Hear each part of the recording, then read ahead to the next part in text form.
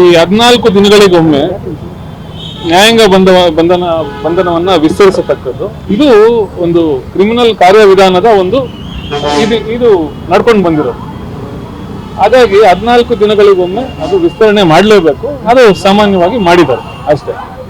ಈಗ ಅದರೊಟ್ಟಿಗೆ ಇವತ್ತಿನ ತನಕ ತನಿಖಾ ವರದಿ ಏನಿದೆ, ಇವತ್ತಿನ ತನಕ ಯಾವ್ಯಾವ ರೀತಿ ತನಿಖೆ ನಡೆಸಿದ್ದಾರೆ, ಯಾರ್ಯಾರ ಹೇಳಿಕೆಗಳನ್ನ ಪಡೆದುಕೊಂಡಿದ್ದಾರೆ ಅಂತ ಒಂದು ರಿಮೈಂಡ್ ಅರ್ಜಿಯನ್ನು ಕೂಡ ಈಗ ಅದರ ಒಂದು ನಕಲನ್ನು ನಮಗೆ ನೀಡಿದ್ದಾರೆ.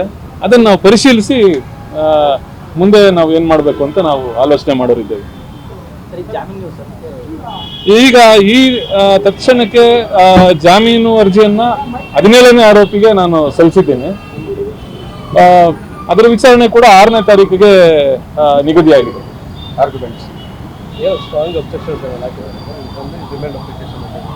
ಅಲ್ಲ, ಈಗ ನೋಡಿ, ಅಭಿಯೋಜನೆಯವರು ತಕರಾರನ್ನ ಸಲ್ಲಿಸಲೇಬೇಕು. ತಕರಾರು ಸಲ್ಲಿಸಿದ್ದಾರೆ. ಅದು ವಾದ ಪ್ರತಿವಾದ 6ನೇ ತಾರೀಕು ಆಗೋದಿದೆ.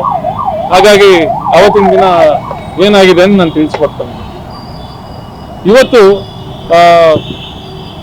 ಈ ವಾಹನಗಳು ಅಂದ್ರೆ 8ನೇ ಆರೋಪಿ ಹಾಗೂ 6ನೇ ಆರೋಪಿ ಇವರೇನು ಈ ವಾಹನಗಳು ಅಂದ್ರೆ ಈ ಆಟೋ ಆಗಿರ್ಬೋದು, ಕಾರ್ ಆಗಿರ್ಬೋದು, ಕೃತ್ಯಕ್ಕೆ ಬಳಸಿದ್ದಾರೆ ಅಂತ ಏನು ಹೇಳಿ ಪೊಲೀಸ್ನವರು ಆ ಒಂದು ವಾಹನಗಳನ್ನ ಅಮಾನತು ಪಂಚನಾಮೆ ಅಡಿಯಲ್ಲಿ ಅಮಾನತು ಪಡಿಸ್ಕೊಂಡಿದ್ದಾರೆ.